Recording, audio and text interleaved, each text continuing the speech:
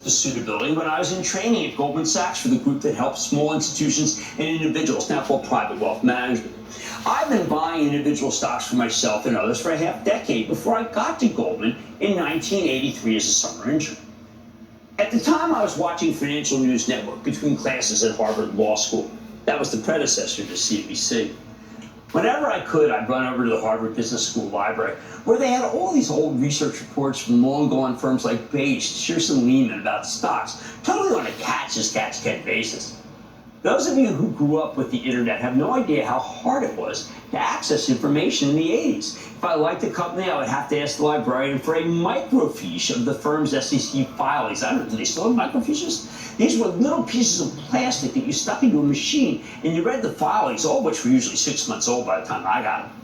Everything I did back then is online now and instant and updated. The imperfections in the market back then were legion. Now everyone can know everything, but more on that later tonight. I'd spend all week trying to find one stock that I thought would work, one stock that would be good for a week, where anyone who wanted to invest could take the idea. And then I changed my answer machine. Yes, my answer machine, another thing we got rid of. I changed the message to a 20-second wrap on the stock. Don't know answer machines? Can you imagine? Well, some company used to make them with all those jobs wiped out by your cell phone. Same with answering services, for that matter. Talk about jobs that aren't coming back. Anyway, I'd say, hi, this is Jim. I'm not here right now, but I like both the chart and the recent numbers from People Express, a long-since bankrupt airline that I used to jet down to New York for job interviews. My best one, a recommendation from Monolithic Memories, a smoke show of a company with a red-hot stock that was run by a guy named Zeev Drury, who, 2 decades later, helped save Tesla back when it was struggling during the financial crisis. He was the last CEO before Elon Musk. Anyway, Monolithic shot up like a rocket that week and only ended up being acquired by Advanced Micro Devices at a very big premium. It was the best Cramer's Not at Home call-less machine hit I had ever had. And believe it or not, Jim is not home became a rallying cry for lots of people who were calling me back then, hoping I wasn't home so they could get the tip without having to interact with me.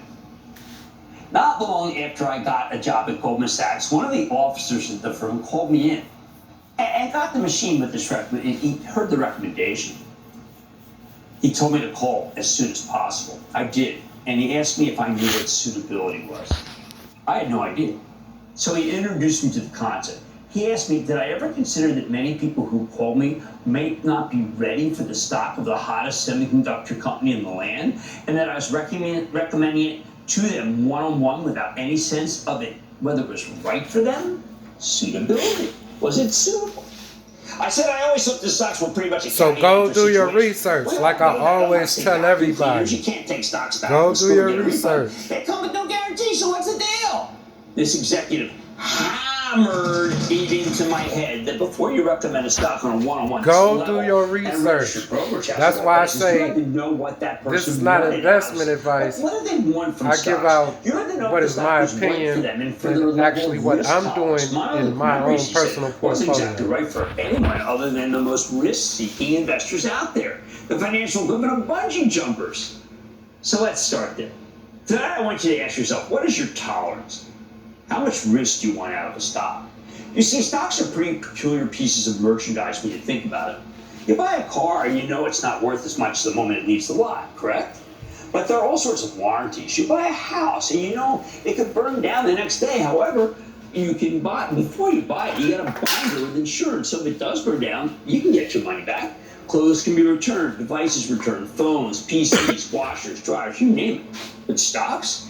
If you buy a share of Nike and the next day Goldman Sachs downgrades it, and then a day after Foot Locker says there's been a slowdown in Jordan's, you can't go back to your broker and say, hey, Chief, you never told me this could happen. I'm down $300 on 2,000 shares and I'm out of hey, man, I'm losing too much money. I want my money back.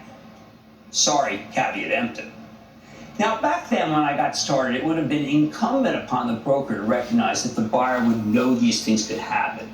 Maybe the broker should never have been recommending that stock to begin with. You get the point though, because you can't take stocks back and get the same price because there's no real insurance, although you could buy an expensive put option underneath with a cost that lowers the risk of Nike pretty dramatically and has to be renewed constantly. Suitability is incredibly important.